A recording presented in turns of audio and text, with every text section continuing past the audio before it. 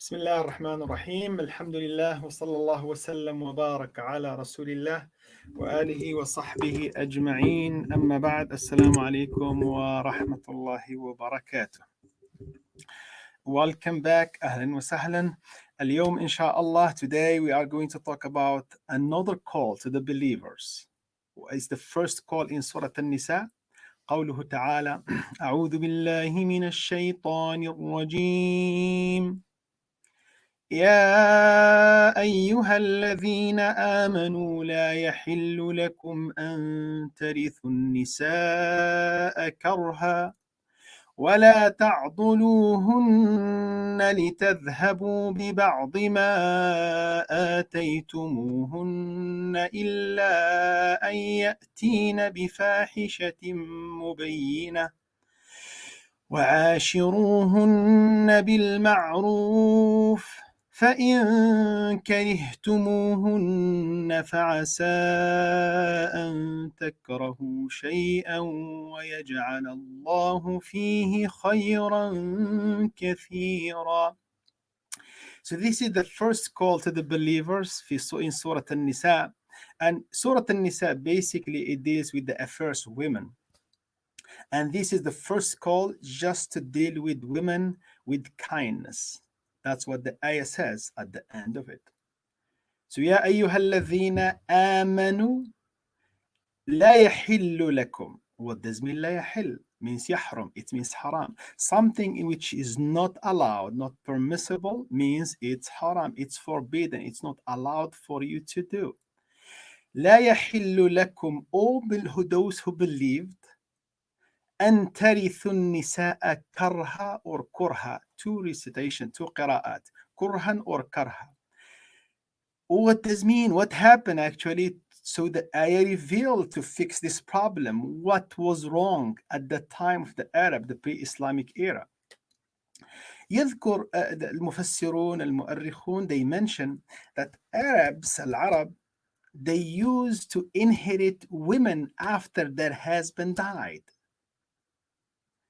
Imagine if a woman, she was married, her husband died, passed away. So what will happen to her? The husband's children from other women, let's say, or his relatives, they will take her as inheritance, as a merchandise, as a home, or as a piece of land or a piece of cloth, and they inherit it. That was really horrible. Even the ulama, they said, it used to be inherited by his sons from other women. كانت تورث من قبل أبنائه من زوجة أخرى. And it happened at the time of the pre-Islamic era. It was inherited as it is, she, as a woman, plus whatever money she left, they will take them. She will not take anything. So this is the big problem that Islam and the Quran came to fix at the time. And that's how, when you look at the pre-Islamic era, how the women, or the women in general, they were treated. Islam came to liberate it. Al-Quran liberated women from the oppression that was practiced on her, on a woman as a child, on a woman as a married woman, on a woman adult. So لا يحل لكم أن ترثوا النساء كرها. So what will happen? They used to do, if the person died and he left a wife behind him, his kids from other wife, one of them, the older one, the oldest one, will take her as a wife. Imagine. Or a guardian of that guy, or somebody who will take care of his property, he will take her as a property as well, either to marry her or to keep her if she is rich without getting married, so her money won't go out of his control, will be staying with her. And that's the biggest trouble and the biggest terrible challenge for women at the time. So they will marry her even she doesn't like that person, because she doesn't have that freedom to choose. She doesn't have that control of her life at the time to choose whomever she wants to get married.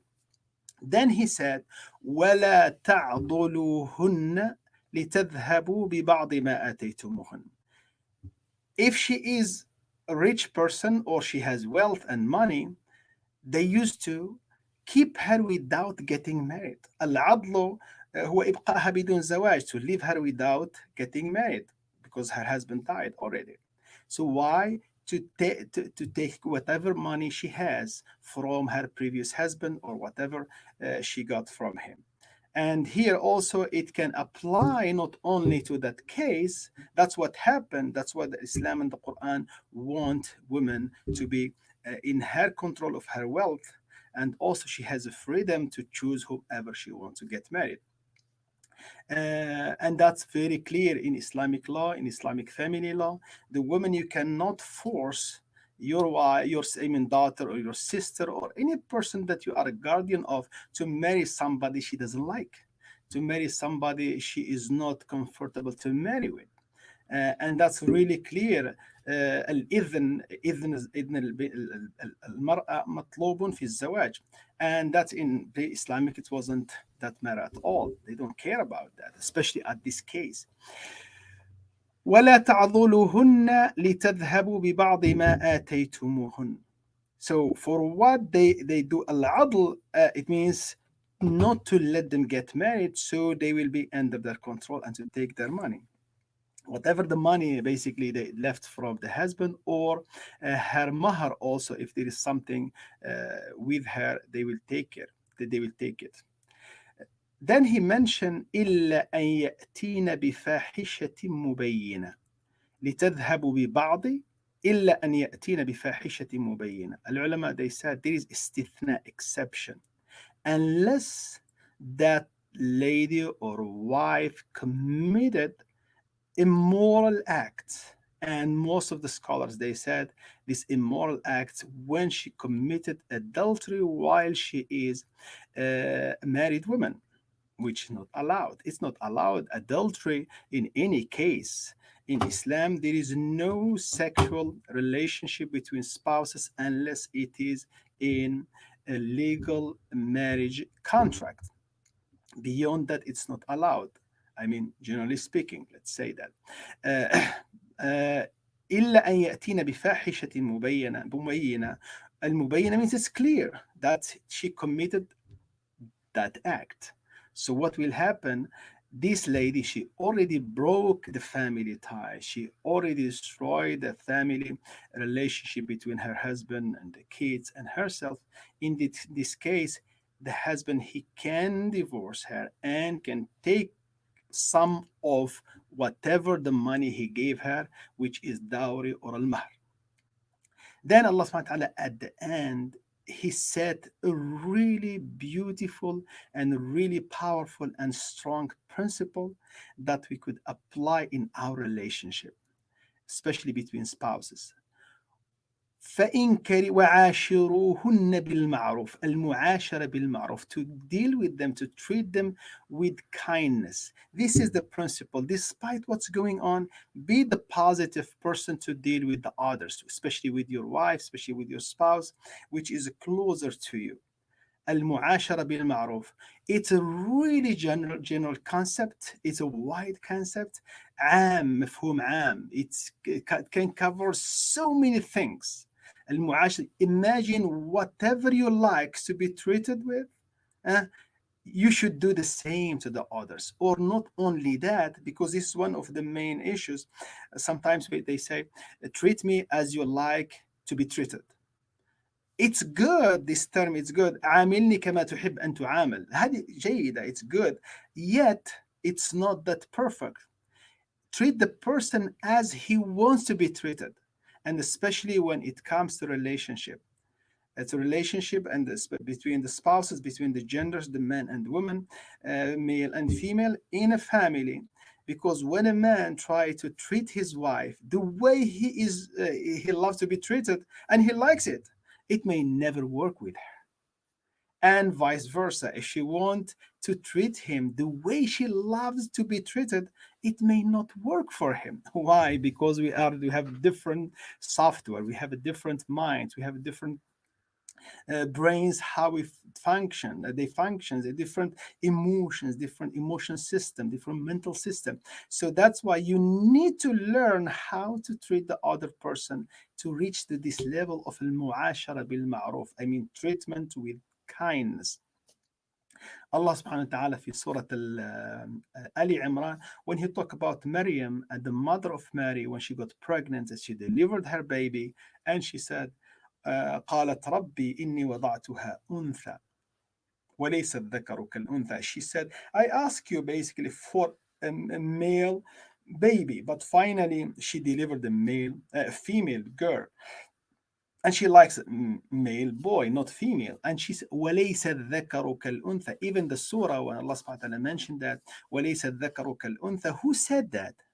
It was said by Maryam, Maryam, the mother of Mary, or by Allah subhanahu wa ta'ala. Both ways, it was confirmed that the dhakar wal untha are not the same. So here in relationship, it's really important when you try to treat somebody with kindness. That's a general, okay?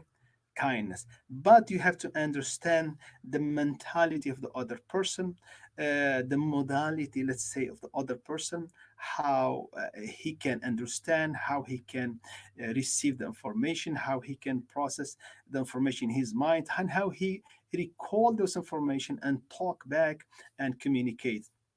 A lot of skills are in relationship courses, and you could listen to them and books and develop these stuff.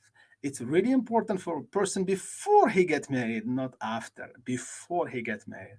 Like when you buy a car, when you buy a computer, when you buy any sophisticated, I mean, item of technological item, now you have to learn how, how it works. Then you could apply it and you can use it perfectly. Otherwise, you will mess up one day and the whole machine will be ruined. So human beings are more than a machine, are more than a machine, because they have their emotions and their minds and a lot of things. It's instantly change, depend on the mood, depend on the weather, depend on different things, and you have to be aware about that. So al-mu'ashara bil ma'ruf, just name it. Just name any kind of mu'ashara bil ma'ruf. Mu'ashara bil ma'ruf in thinking about the other person. Because when you think about the other person positively, your thinking will be transmitted to them, to the other person, and he will receive it in a positive way. But even you talk, uh, when you think negatively about somebody, even you try to talk positive, but he will receive that thinking, negative thinking. This is one. The second thing, how you talk, how you approach that person, you ask or you communicate with her or him. Especially here, they talk about her. You have to talk to be positive also.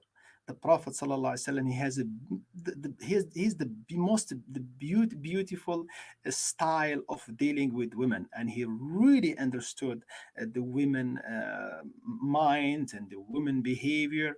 There were several cases, several incidents that happened at the time of the Prophet ﷺ, and he solved them immediately, and he made them really happy. For any one of us, believe me, if it happened, these cases, one of them happens to any one of us, he will really be mad. Look at this case. The Prophet ﷺ, one day he was with Aisha in her home, and another wife, I think Hafsa, she sent him, Hafsa or Zayn, she sent him a meal, a dinner with a servant. When that servant came with the meal in a plate, Aisha, she was really burning and really angry, and she slammed at the what we call plate of food, and it fell down and it broken in pieces. And the Prophet ﷺ was there, and he has some guests, men, guests, men, and he didn't get mad at all, just he smiled. So he smiled to observe what we call the anger of Aisha radiallahu anha, and he smiled at the situation, and he said, غارت أمكم, your mother got jealous. Period. That's the end. And he went down and collected all the pieces of the broken plate and put them together and just collected them and asked her, do you have a new plate to send to your neighbor who sent us the food? And that's the end. And the incident happened and he solved the problem. The other case, he knows the personality. Sallallahu Alaihi Wasallam. When a woman is upset, a man is not that emotional like a woman. Women are more emotional, and when a person is more emotional in some states of emotions, his what we call logical approach won't be that perfect. That's why you have as a man to treat that situation positively and the right way. One day he told Aisha radiallahu anha, I know when you are upset, mad at me, and when you are happy with me. Wow, how do you know that? Do you know? I mean, al-ghayb? He said, no, no, no. I can tell from your behavior. So, لما تكوني غضبة تقولي ورب إبراهيم. When you are upset and mad at me, you say, ورب Ibrahim, by the God or the Lord of Abraham, not by Rabbi Muhammad. ولما تكوني راضية, when you are satisfied and pleased with me, you say ورب محمد. Perfect. And she said, Ya Rasulullah, Wallahi la yughadiru ismaka illa lisani. Means, I just don't mention your name, but you are in my heart. I mean, she loves him so much. So that's how he saw the problem. One day it was an incident between Aisha, I believe, and what the other lady, her husband, father is a Jewish guy, and also I believe Hafsa. So they told her, Yabnat al Yahudi, or the daughter of the Jewish man. They believe because they are, and he wasn't Muslim, he was Jewish guy, and they believe they are the daughters of the Siddiq, the daughter of Umar al Khattab, and the wives of the Prophet. It's a matter of jealousy between the ladies. That's what happened. The Prophet, he found her crying, and the tears coming down from her eyes, and he just wiped them, and he told her, you should tell them. You should answer them back. How? Yeah, I answered them back. Say to them, أنا ابنة نبي وعمي نبي وأبي نبي وزوجي نبي, means my dad was a prophet, which means Musa alayhi salam, and my uncle was a prophet, which was, I mean, Ibrahim, I mean, Harun, وزوجي a prophet, and my husband also is a prophet, Muhammad sallallahu alaihi wasallam. And she smiled, and he solved the entire problem. That's the level how you talk, the level how you speak. Al-mu'ashara bil-ma'ruf. Look at the positive aspect all the time in the relationship, because when you focus on the negative stuff, they will never end, because none of us is perfect. None of us is perfect. So make sure to focus on the positivity in the other person. When you focus on the positive side of any person, your mind will open up with more positive aspects that you forgot about them. Because what happened, our files in our minds are like the files in any cabinet. You put a file over another file, another file, another file, and you start forgetting those old files. But when you start looking for the old files, you can pick them one after another. The same thing when you start focusing on the negative aspect of any relationship or any of your parts of your life, you will dig deeper and you will find so many negative aspects and points, and you gather them, and those negative thought, will just irritate you. They will make you worse. How do you feel, and make your relationship also worse with other person. So it's really important to think about the positive aspect of the other person, and that's how Allah subhanahu wa ta'ala immediately when he said وَعَاشِرُوهُنَّ بِالْمَعْرُوفِ, that's a command. Okay, this means treat them with kindness. Okay, فَإِن كَرِهْتُمُوهُنَّ, he didn't say فَإِذَا كَرِهْتُمُوهُنَّ. فَإِن means it depends on you, how you consider that. Because al-karaha, it means you don't like something, you hate something. If you hate your spouse, you don't like her, Allah said, watch out. فعسى أن تكرهوا شيئا ويجعل الله فيه خيرا, not خيرا only, كثيرا. If you hate your spouse of some behavior of her or whatever, I mean, you like in her, uh, Allah may make it better for you in the future. Way better. خيرا كثيرا. A lot of goodness in that relationship. That's how we have to be patient unless there is a big problem is happening, as he mentioned in the previous in the ayah. So there is no way to live together. Allah make it, I mean, simple. There is a divorce and there is a procedure how to do divorce, how to take care of the kids and so forth. فإن كرهتموهن فعسى أن تكرهوا شيئا ويجعل الله فيه خيرا كثيرا. And الكراهة here, as we mentioned, it's really important. I mean, for a person before he get married, I mean, to study the other person, to know about him, to know about her. Scientists now they talk about the chemistry between the the two spouses, the two, I mean, husband and wife. There is a chemistry between both of you. If you want to get married, you have the first thing to look, basically the physical chemistry, attraction. The physical attraction, somebody look at someone, oh, I like her, I love her, she's good, she looks this and that. Okay, you like the appearance, how she looks like, but not yet. You didn't talk to her. You didn't listen to her logic, how she's thinking. Okay, so that's the physical attraction. The Prophet ﷺ, he mentioned about that. One of the Sahaba خطب يعني بنتا في الأنصار من الأنصار وقال لها هل نظرت إليها؟ قال لا.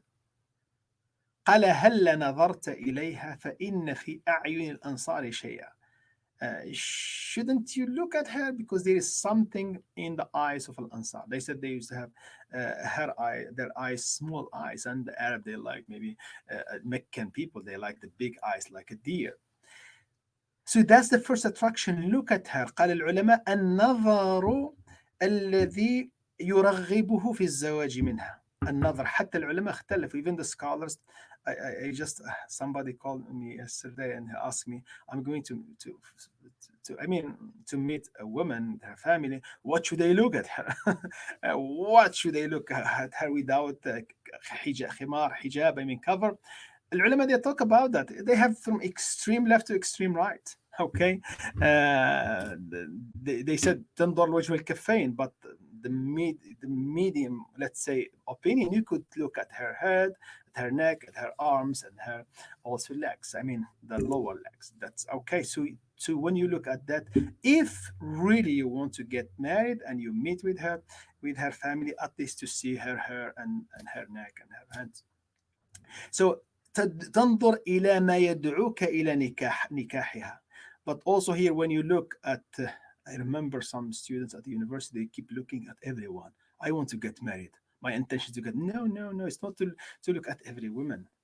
You look at the person that you decided and you choose and you want to get married with, and the intention is so important. And that's how Allah subhanahu wa ta'ala, he said, وَقُلِ الْمُؤْمِنِينَ يَغُضُّوا مِنْ أَبْصَارِهِمْ وَيَحْفَظُوا فُرُوجَهُم وَقُلِ الْمُؤْمِنَاتِ يَغْضُضْنَ مِنْ أَبْصَارِهِنَّ وَيَحْفَظْنَ فُرُوجَهُنَّ. The same order, the same command for both the men and women. Say to men to lower their gaze, and say to women also as well to lower their gaze when they look at the other gender. Nowadays, it's really difficult. People are, I mean, everything is exposed to the world everywhere on the internet, the phones, smartphones, everywhere. So what we have just the internal control, the internal observer that you have within you, that going to help you out to control your body, to control your emotion, your thought, from being deceived by the shaitan and by your also desire. So al-mu'ashara bil ma'ruf, as you mentioned, it takes your mental, your I mean thinking, your heart, how you feel about the other person. Try to be more positive, and your words, how to talk, and how to focus on the positive aspects of that relationship. قل لعبادي يقولوا التي هي أحسن. Say to my servant to say the best way of talking. Use the best way of communication. uh, think about this. It doesn't work. This may hurt somebody. Just avoid it. Okay. And I mean, and when you get in a trouble and you talk and you hurt somebody, what you need to do, you need to go and say sorry. I'm asif يعني. الاعتذار it's great to ask there and to do اعتذار to the person that you hurt and to ask him forgiveness. لأن النبي صلى الله عليه وسلم he mentioned in the hadith about the bankrupt person. أتدرون من المفلس من أمتي؟ المفلس the bankrupt person. قالوا من لا درهم له ولا متاع, the one who doesn't have a dirham or nor I mean any stuff, any material pieces in his life. It doesn't have anything. He said no. المفلس من أمتي, the bankrupt person is the one who comes at the day of Qiyamah, will come at the day of Qiyamah with salat, zakat, so mashallah, he has a lot of good deeds. Yet, he will come at the day of Qiyamah, but he beat somebody, he hurt somebody, he talks bad to somebody, and he he talked bad on his back to somebody. So when he comes to at the day of Qiyamah, what will happen? Everybody that he wronged, everybody that he hurt will take from his account of hasanat until his account of hasanat will be zero, empty. So they will start transferring their sins to him, سيئات, وبعدين خلاص. Okay, you don't pay with hasanat, I will pay you, give you my سيئات, and you carry the سيئات. That's it. I have less سيئات. So that will what happened. Even a word. ومثل كلمة خبيثة كشجرة خبيثة اجتثت من فوق الأرض ما لها من قرار. The words are so powerful, can change the life of a person, can create a great relationship, and can destroy also a huge and powerful relationship. The visual, what we call the body language, how you use it too in communication, that's a part of المعاشرة بالمعروف. يعني when your wife cook for you something and you don't like it, you say it's okay, but your face doesn't tell that. That's a body language. Body language is more powerful than your words. Okay, the Prophet ﷺ said, it doesn't mean the sisters and the wives, they're supposed not to learn how to cook. You should cook well, okay? You should, and you're as husband, you should cook too. Learn how to cook. It's okay. It's not عيب في الرجل. اوكي كان النبي صلى الله عليه وسلم يخصف نعله ويخيط ثوبه ويكون في خدمة أهله. He used to sew his clothes and to fix his shoes and to milk his goat, and he is in the service of his family till the salat is called for salat, and he will leave. Okay. فإن كرهتموهن فعسى أن تكرهوا شيئا ويجعل الله فيه خيرا كثيرا. This is ayah that Allah mentioned here, but He mentioned in other surahs. And you may love something as well, and it's bad for you. And here He said, you may hate something, but it's good for you. So do your best and expect the best. Do your best and expect the best, and make sure to avoid the dhulm. First, one of the major lessons here, avoid the dhulm, avoid to injustice treatment or wrong somebody or treat somebody in a wrong way, or you hurt somebody, especially if this person is so close to you, like your children, your family, your spouse, especially your parents and your spouse. You talk about your spouses, wives. الشاعر العربي he said وظلم ذوي القربى أشد مضادة على النفس من وقع الحسام المهند. Imagine if somebody hit you with a sword. He said getting hurt to hit with a sword is less painful than if somebody very close to you hurt you with his tongue. Talk on your back bad, and you trust him, but finally he treat you in a really rude way. That's not good. Okay, this is one thing, a dhulm. Make sure to avoid it, and especially as we said, if somebody is closer to you, and all the time expect the best. Even something looks to you it's harsh and hard and not good, but Allah subhanahu wa ta'ala said be patient, till may Allah subhanahu wa ta'ala make for you a great opening and a positive opening.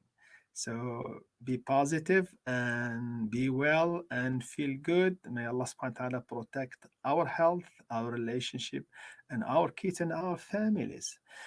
Assalamu alaikum wa rahmatullahi wa barakatuh. ونلقاكم قريبا إن شاء الله. السلام عليكم.